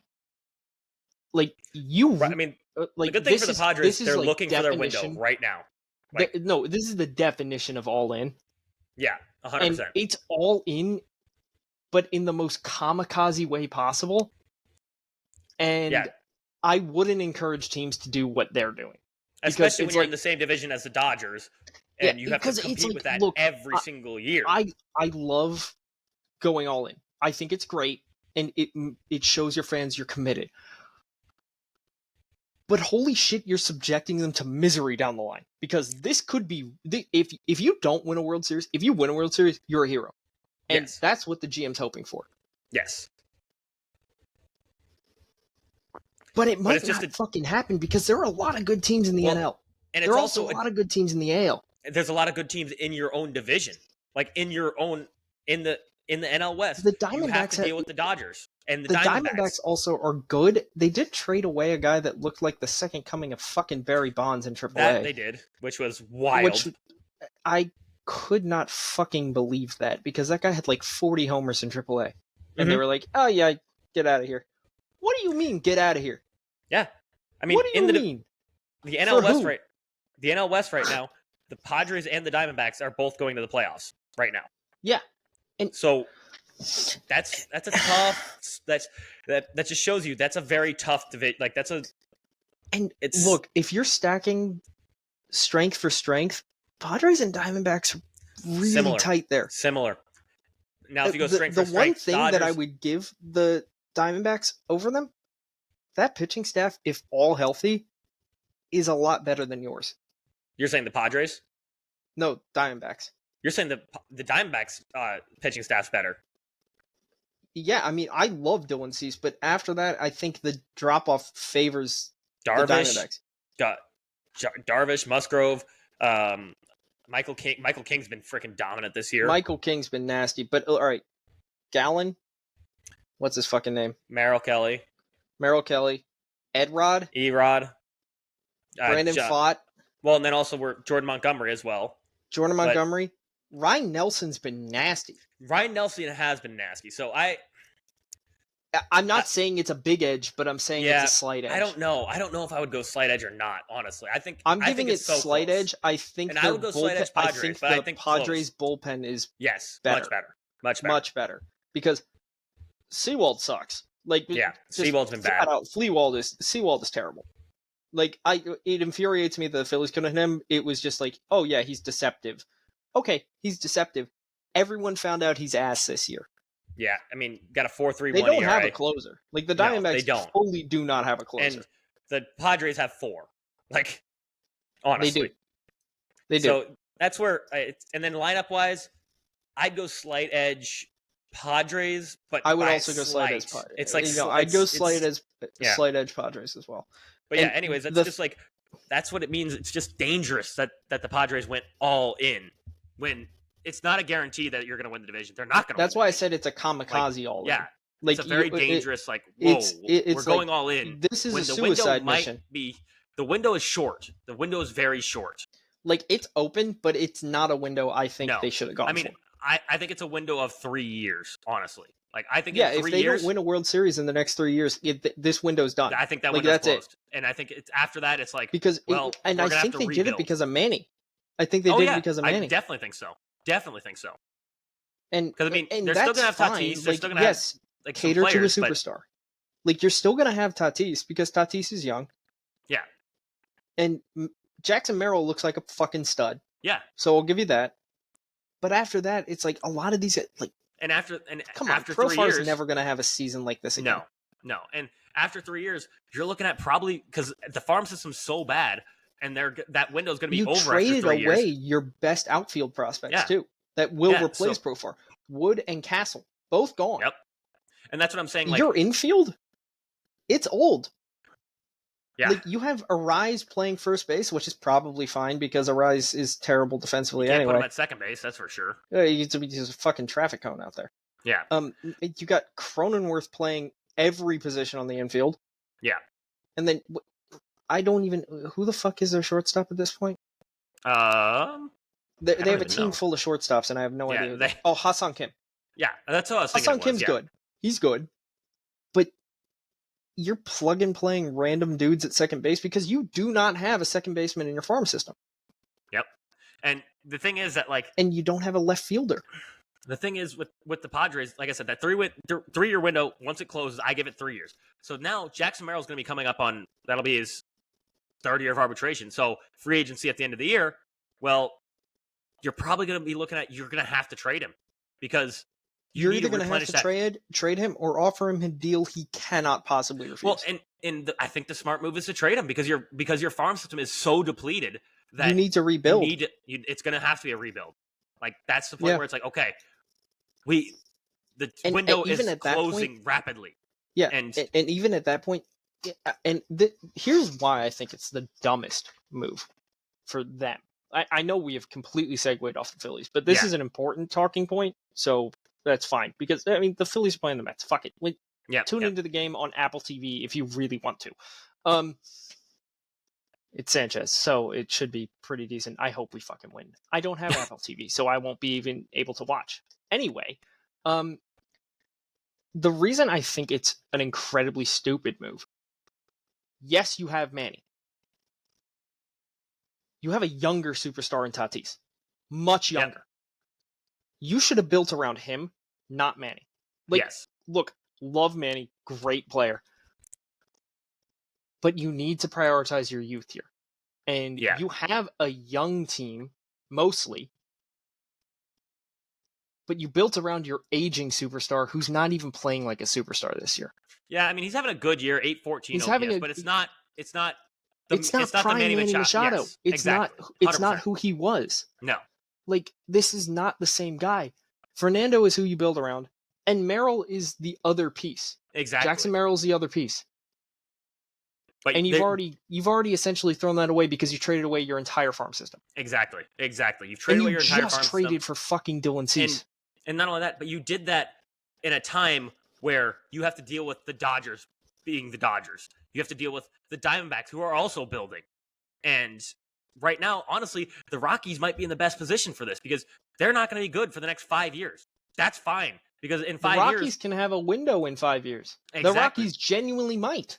Yeah, they might have a window in 5 years. At any of these deadlines, if they build a pitching staff... I mean, even if they do sell it to death, sell the older pieces they have, the McMahons, the I can't even think of any. They can't sell Chris Bryant. That's not happening. Like no one's gonna buy that one. They screwed that one. Like if they sell their older pieces that are clicking and still can be of value to other teams, that's fine. Yeah, Blackman. Like you sell those guys, that's fine because they're not. You know who might buy Blackman? Not now. The fucking Padres. Yeah, which would be a dog. Bad move. If the Yankees even thought about trading for Chris Blackman, I'm going to have to fight someone because I am not letting him shave that beard. That's true. I didn't even think of that. No, he is never allowed to shave that fucking beard. Yankees stay away from him. Yes. Never touch that guy. Yes, I don't give a fuck. Yeah. I don't care about the fucking Rockies or the Yankees. That beard, that's never allowed to stay. No, it cannot. That's a staple for him. He's Blackbeard. Yeah. He's literally Blackbeard. You are not allowed to take that from him. All right. That grooming rule is so fucking stupid. It is extremely stupid. We're on a very long podcast, and we weren't even on the Phillies anymore. We were on the Astros. Yeah, we were on the Astros, but I feel like that Padres talking point was very important because it was significant. Like you have teams thinking about windows, and this is not the way to go about it. Yeah, this window is a dangerous, dangerous window that's going to leave you for a hell of a rebuild. And it's going to be a really painful rebuild. And the Padres fans are already upset. So... Yep. Anyways. What are you going to do? Astros, like I said, comfortable leading the division. Welcome to winning the AL West again. They just lost a 3-game series to the Padres. And then... now they're going to a series. To the Padres. Yeah, Shit. Yes. Now they're going to play a 4-game series against the Angels, who are a baseball team, and Kyle Tucker is finally back. That should be a sweep. That's pretty much all I have on the Astros. Like that, it should be a Mariners, sweep, even if it isn't. Doesn't fucking matter as long as they don't get swept. Like, yeah, Jesus, if that happened, I think you'd hit the panic button.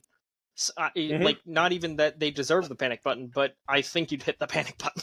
Yeah, because you'd be like, you lost a 4-game series to the Angels? Or a sweep to the Angels? You got swept by the fucking Angels? In the year of our Lord, 2024.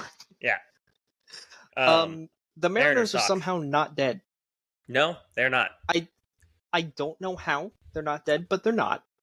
Yeah, they're 2 games back in the wild card. I mean, they could see it. They could see. They realistically could. Hold on, we talked about it on the last episode, and we're talking about it again now because apparently they decided that dying is for cowards. Which, fair enough. So you are going to one of these games, correct? Yeah, I'm going to the game tonight. And let me see who is I need pitching. To shower though. Oh my god, I reek. That's good information. Podcast, Tyler smells like shit. Okay, hold on. I'm looking up who's pitching tonight because it's Brian. It's George Kirby. God, I'm jealous, dude. I told you, I'm seeing George Kirby versus Jacob deGrom tonight. God, I'm so jealous. Like, if Jacob deGrom hits 100, I feel bad for the person in front of me. Yeah, if you're sitting in front of Tyler, you're in the splash zone. In the splash zone. It's a fair warning. Diabolical. So that's a nuts warning to give, but it's a warning. So that could also be the clip. here is why the Mariners are not dead. In the last month, Justin Turner has an 890 OPS, Julio Rodriguez 778, and Randy Arozarena 763. Which the other two, like Justin Turner having 890, that's awesome. The other two are like, okay, not amazing, but it's amazing for the Mariners because their offense is so pitiful that like getting above a 700 OPS, you're like, oh, thank God. At least you're hitting something. The Mariners have also announced their starters through the end of the season already. Oh, wow. So tonight you have Kirby versus DeGrom. Tomorrow it's Emerson Hancock against Scherzer, and then it's Wu versus Heaney. So realistically, could this be a sweep? I doubt it. It could, though. They have the pitching matchups for it to potentially be one. Well, one of their starters. Do they need it? No. No. Do they need it? No. But it would be very nice for them to make a push into the playoffs, because if they do get a sweep, they're probably in the playoffs. Yeah, absolutely. I mean, and then if not, they're one game back for sure. Yeah. Okay, and so here are their starters for Houston series next. It's Miller, Gilbert, Kirby against Hunter Brown, Framber. So if you are looking for something to fall asleep to, watch that Houston-Seattle game on Tuesday, because no one's going to be hitting shit. No. Miller versus Hunter Brown might actually be. Is that Sunday? No, that's Monday. That one might be just a tee off for. I don't know, because Hunter Astros. Brown has been. Oh, for the Astros. Okay. I mean, because like, I love Bryce Miller, but he's been struggling. And he's great, but he is. But he's gone through a rough patch these last few weeks. Yeah. He almost made my not list. Yeah. Do I get 2 again today? Yeah, you can do 2. Okay. You get 2 odds. No one died in the last few weeks. Yes. And then Kirby faces off against Kikuchi on Wednesday in the day game. And then their last 3, it's Hancock versus JP Sears, Brian Wu against whoever the fuck Estes is. Okay. Did Luis Castillo die? He might have. Because I haven't heard his name He hasn't mentioned. been scheduled to start since... Jesus Christ. I mean, actually, I'm vaguely remembering now that he got injured. I thought. I'm looking it up. I think he might have. Okay, yeah, he did get injured. I don't know what. Oh, hamstring strain. Oh, that's kind of important. Yeah. So their last 3 games that was against a week Oakland, ago. It's Hancock, Wu, and Miller against the Athletics. That one has to be a sweep. You have to sweep the A's. Yeah. If Mason Miller pitches, you're not sweeping the A's. You're not sweeping the A's. So realistically, against the Astros, you only really need to win 1. Everyone else, Texas, you need to take 2. Oakland, you need to take 3. And you're probably in the playoffs. Yep. Which, given your GM's attitude, I think you might probably want him fired. But yeah, that's probably worst case. But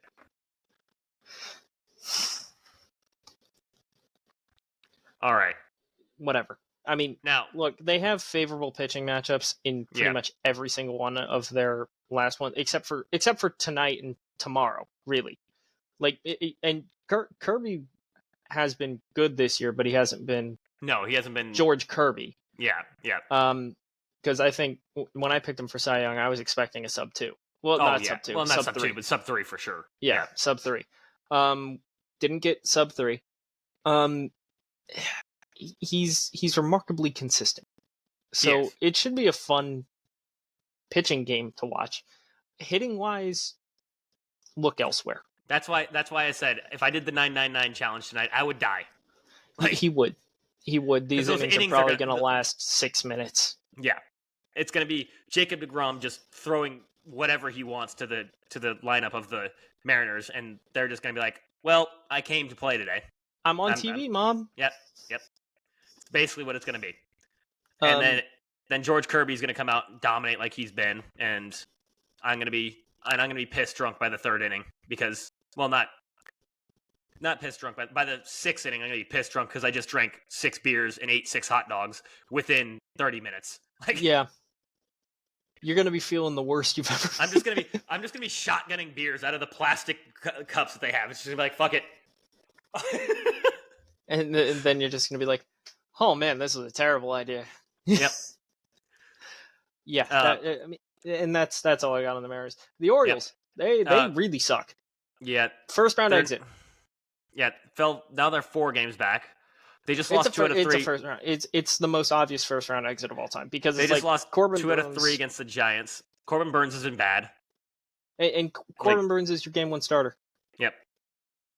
Give your Cy Young to Zach Wheeler right now, Corbin. Give him that. And it's not even just the pitching staff because I'm looking at the hitters since minus Gunnar Henderson. Gunnar Henderson has been Gunnar. He's been MVG still.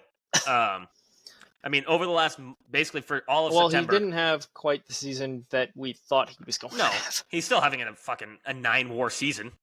But over the last months in September, Gunner's hitting 338 with a 1.0 OPS, and oddly enough, Cedric Mullins is hitting 263 with an 855. But then after that, it's a pretty steep drop off. You got McCann hitting 250 with a 733, Kowser 240 with a 665, Santander 237, 766. Adley 204, 591, O'Hearn 189, 5110. So basically, minus Gunner and Cedric Mullins, the lineup has been shitting their pants the entire month of September. So that's why. Which is impressive. Yeah, when you talk about that lineup, who beginning of the season looked like they're going to win the division handedly, and now they're going to lose the division and likely be first round. Likely be first round exits, unfortunately. All right, we got a bunch of say no to walks, so we do. Drum roll, please.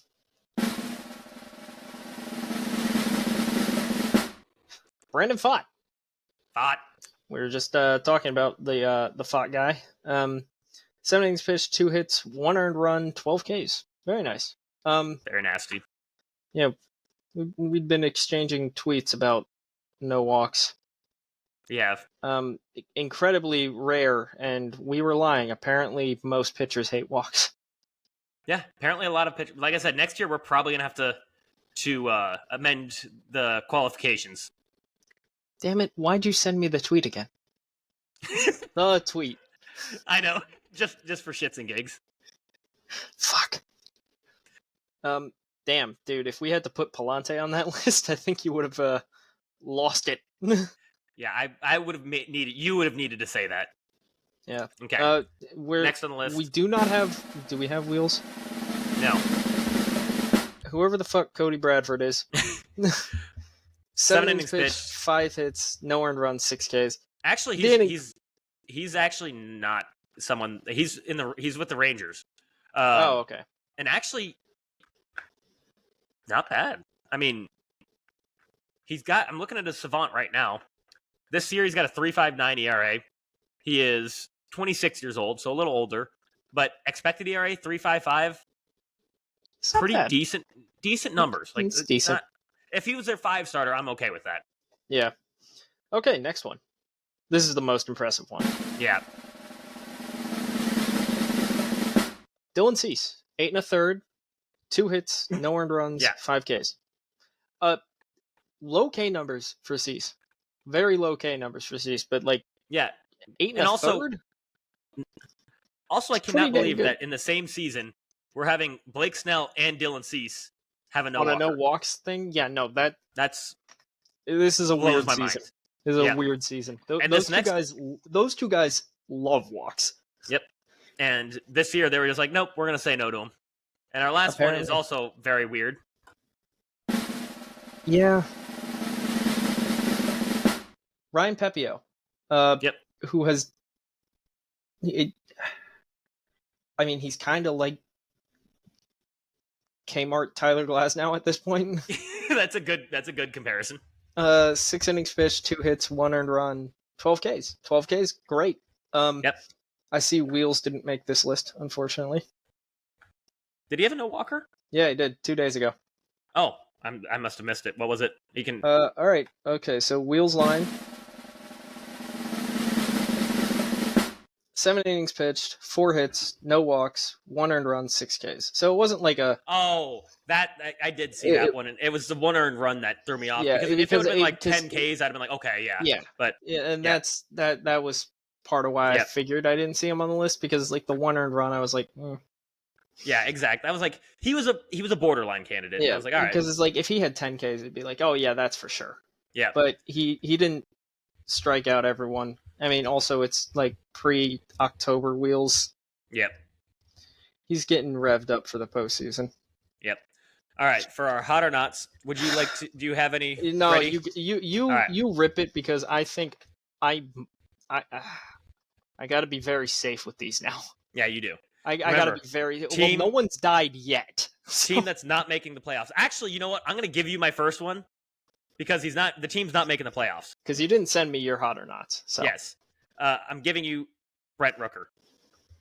Well, yeah, I mean that one's an obvious one. Like that dude, he's hitting 304. Yeah, since August 20th, he's hitting 310 with a 368 on base percentage and a 708 slug for 1.076 OPS. The guy's nuts. Yeah, if he could play a position, he'd be on any other team at this point. Yeah, I mean he should be on any other team, honestly, because I think that was a prime candidate to move at the deadline. That could have gotten the A's a good prospect haul. Honestly, I kind of want to sink someone. My next one you're not allowed to say because this guy is making the playoffs most likely.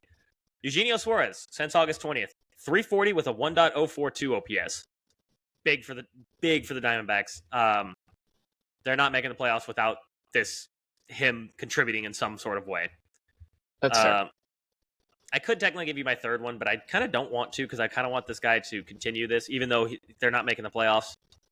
Spencer Horwitz, 326 with a 1.038 over since August 20th. Okay. My first hot.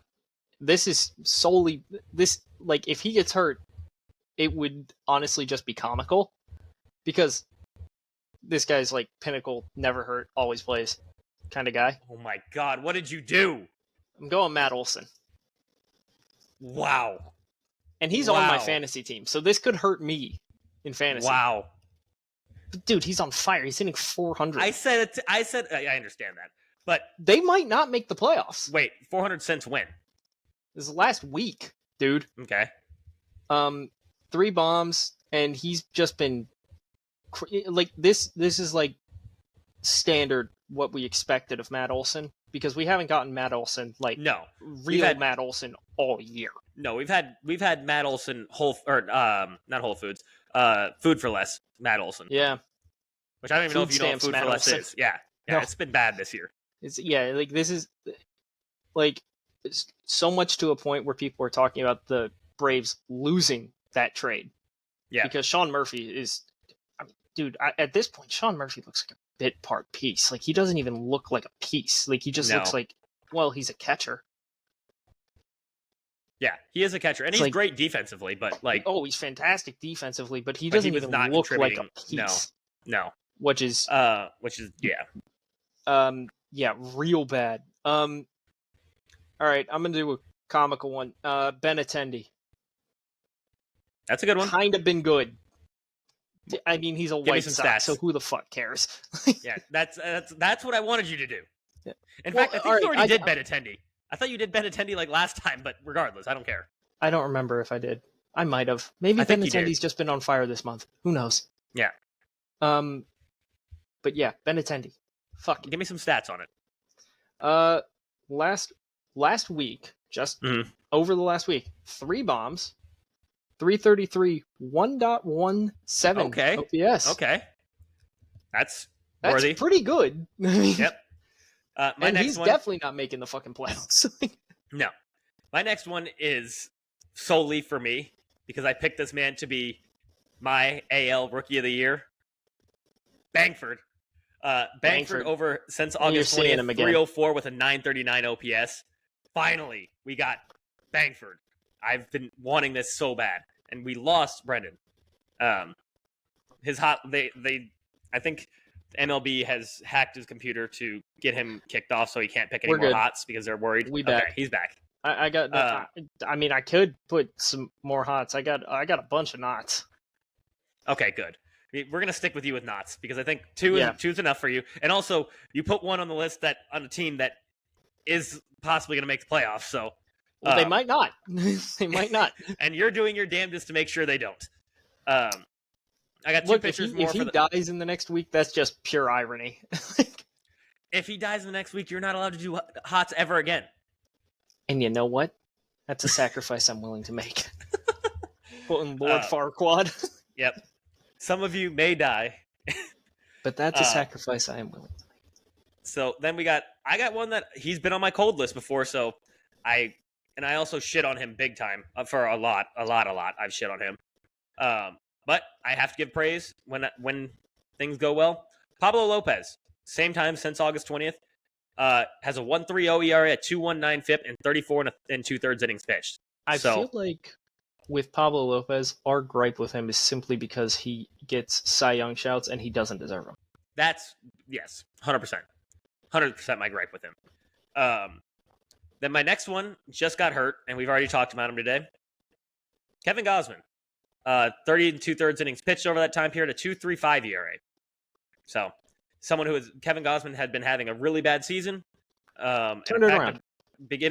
I'm pretty sure at the beginning of the year I put him on my not list. I'm not entirely sure, but I think so. Well, I mean, you can put the entire Blue Jays organization on the not list. Minus Vlad Jr. Yeah, so the entire Blue Jays organization minus Vlad because... And Spencer Horwitz as of recent. I forgot he was a Blue Jay. Yep. Bo Bichette sucks. Yeah. We might have to have a conversation about Bo Bichette actually just being a terrible baseball player. Well, I don't know, because it's been, this is the only year, and it's been brutal. Don't get me wrong. It has been awful. It's been one of the worst seasons I've seen from a guy that's supposed to be an elite shortstop. And was an elite shortstop. This guy was almost, it wasn't, guaranteed, but it was, you could expect pretty much 30 bombs from him almost every year. And then not only that, but it was it wasn't, he never had 30. But it was always above 25. Yeah, but not only that, but it was from a shortstop. You're like, I'll fucking take that. Well, and then it was every year you could expect the batting average close to 300 or above 300, and then OPS around 800 every year. I mean, this is his first year, so he's been in the league for 6 years now, and this is his first year where he was nowhere close to 200 or 300 in the batting average, and nowhere close to 800 on the OPS. So I mean, for a shortstop, he was literally giving you 800 OPS every single year. And then this year just fell off. Literally, last year, 306 batting average. This year, 225. Did his girlfriend, break up with him or something? I don't know. Has he just had, the worst year of his fucking life? As a hitter, yes. As a hitter, 100%. He lost his home. He lost his wife. I don't know what happened, but it's been bad this year. He's living in Vladdy's basement. Yep. He's covered in baby oil. Diddy's there. He's been living with Diddy for the entire year. My God. That would explain it, and I would be like, okay, that's probably fair. Yeah. All right, for the not list, it sounds like you've got a lot, so I'm going to go through. I have a good list of. I forgot Tommy Pham went anywhere else after this, but he's on my list. Yeah, he's on Kansas City. I did not know that, and he's been. Oh, bad. I did know that, but yeah. So for my not list, I got two separate Mariners pitchers. Brian Wu and George Kirby.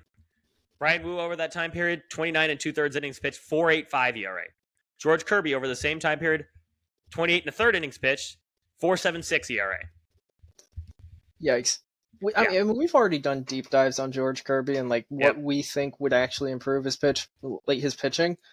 And I really think they need to go through that this offseason because he really needs to up the usage of his breaking pitches more. Yep. And we did an entire episode on that. Yep. Because it's all nasty. Yep. Just use it. Yep. After that, I got another pitcher in Logan Webb.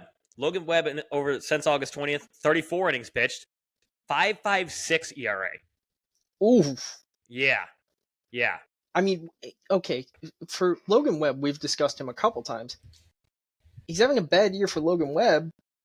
It's not an awful year, but he's had a down year. Like a very, very year. down year. This guy was like almost since he's been up for the Cy Young last year.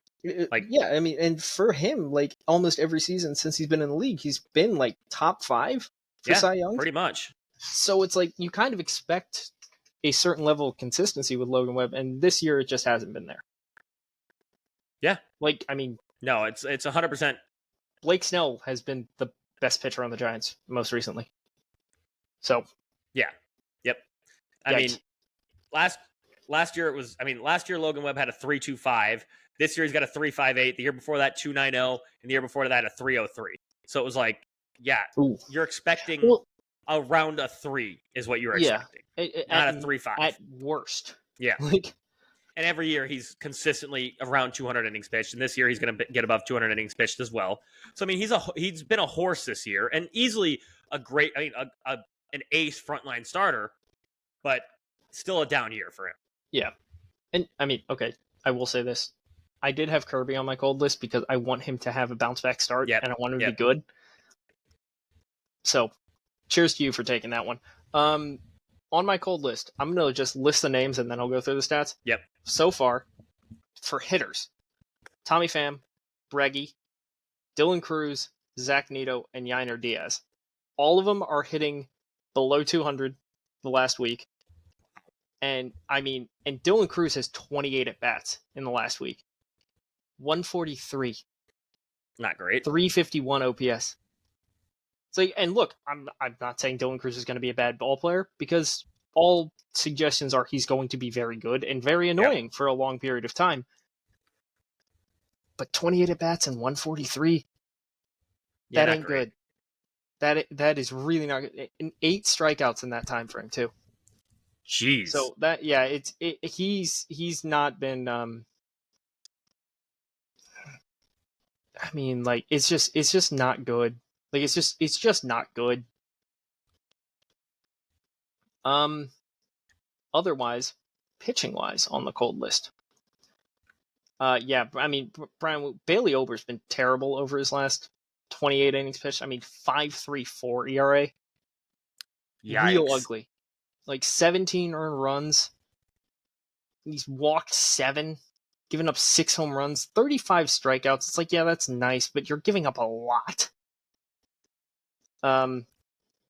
After that, Nasty Nate hasn't been great. He hasn't been nasty over his last 29. Nasty Nate has a 4.85 in his last 29 innings pitched. That's not great. Yeah, and it's like... Especially because he's coming up on free agency. Well, I don't know if he's... There was a debate I saw because there's a player option for him at the end of the year. $20 million player option. And people are saying he's going to opt out of that. And I'm like, I don't know if he does, honestly. I think he's going to have to take it right now because next year's going to have to be a prove it. Like, that's exactly what I'm thinking. He's having an okay year, but he's not having a year that would get you a contract of over $20 million. No, I don't think so. I think, and especially because he's going into his age 36 season, you're starting to get to the age where it's like, okay, $20 million is only for those guys who we know are going to get us close to a sub 3. Yeah. You know? And, there were already doubts about that when he was traded last season. Exactly. So it's kind of... It's a double-edged sword. I think he takes a player option and just sticks it out in Arlington. That's what I thought as well. But somehow they're saying he's not going to, and I'm like, I would. If I was his agent, I would probably say he should. Okay. Last one on my cold list, just because it's another pitcher. This one, honestly, technically he probably qualifies for hot because he's 4-1 in these games. He's 4-1 with a 4.24 ERA, 34 innings pitched, and how many earned runs has he given up? Let's see. 16. So, he's averaging close to 4 a game, but his team's 4-1. You want to take a guess at who this is? It's funny. 4-1, 4-something ERA. Tanner Houck? No. Cutter Crawford? No, yeah, I mean that's a good guess. Cutter Crawford's 0-5 though. Oh, okay. It's Patrick Corbin. The Nats have won 4 of his last 5 starts, and he's been bad. Yeah. I mean, he's perennially on the not list. Like the entire. I mean, we do have that one hilarious video that we post like all the time because it's funny. Yep. And he's a terrible pitcher. Probably the most overpaid pitcher in all of baseball. Yeah. Maybe possibly of all time. Baseball history. Yeah. 4-1 though. Like that's shocking. Like I saw it and I was like, how are they like this genuinely like is a terrible stat line, but 4-1 would say like he's staying in the game long enough to get a decision, and he's winning the decisions. I don't know who the fuck they played over his last 5 starts, but they need to reevaluate themselves because he should not be 4-1 with that stat line. Hang on. Take a guess how many of his total wins that is. Oh, it's got to be high. They had because he was close to 200 wins at the beginning of the season. I'm saying just this season. How many wins do you think he has total? I'm gonna guess 6. On the dot. He has 6 wins. 4 of them have came in that last 5 games. And he's been bad. Like he's genuinely not been good. I know. That's what the funny part is. Like he's. You shouldn't be winning these games, but somehow you fucking are. He had 2 other wins before that. 2. His second win was his 200th in Major League Baseball. Wait, no, that's not true. He's 100th. It was his 100th. Okay, I was gonna say because he's only got 103. Yeah, his 100th win in Major League Baseball was his second win this season, and it came like 2 weeks ago. Well, not 2 weeks ago. It was probably 3 weeks ago. He currently leads the National League in losses, all of baseball in hits, earned runs. That's it. This is sunk cost fallacy. Yep. Because oh my god, he is awful. Like he is genuinely not good at anything. No. And he still starts every 5th day. I want to see. You know what? Nats, fucking do it. Make him your opening day starter next year.